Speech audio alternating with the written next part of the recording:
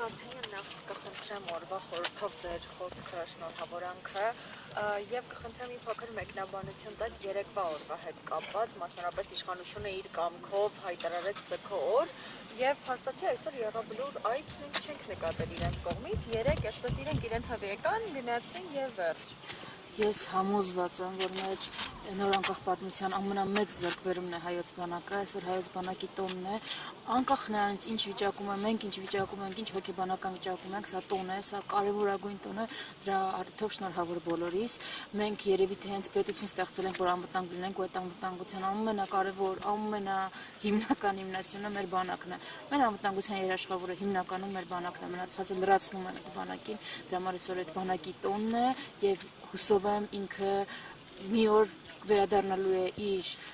հիմնական պարտականությանը եւ կարողանալու է դա ամբողջությամբ իրականացնել, այն է ապահովել այս տարածաշրջանում մեր զարգացումը եւ անվտանգությունը։ Սա այս օրվա մասով ու կապ չունի ինչքան էլ ծանր վիճակում մենք այսօր պիտի նշենք, արժևորենք, շնորհավորենք ու շնորհակալություն հայտնենք բոլոր նրանց, ովքեր իրենց ներդրում են ունեցել այս տոնի կայացման գործում, այսինքն բոլոր ժամանակների մեր զինվորներին։ Մենք հիմա իրոք խոցված ենք, բայց ինչ էլ ունենք հիմնականում մեր բանակի շնորհիվ է։ Սա այդ մասով ինչ վերաբերում է երեկվա, գիտեք, առաջին հերթին հասկանանք, էլի այս աստիճանների վրա այդ մարդիկ քաշ են տվել զոհվածների ծնողներին, որ գնան նկար ունենան զոհվածների շիրիմների մոտ։ Այդ մարդիկ չեն հրապարակել 44-օրյա պատերազմի ամբողջական զոհերի ցանկ անուն ազգանուններով։ Մինչև հիմա զոհերի մասին խոսում են պլյուս մինուսներով, հասկանում եք։ Հիմա եկեք հասկանանք, այդ մարդիկ կարող են օր հարգել, տոն հարգել։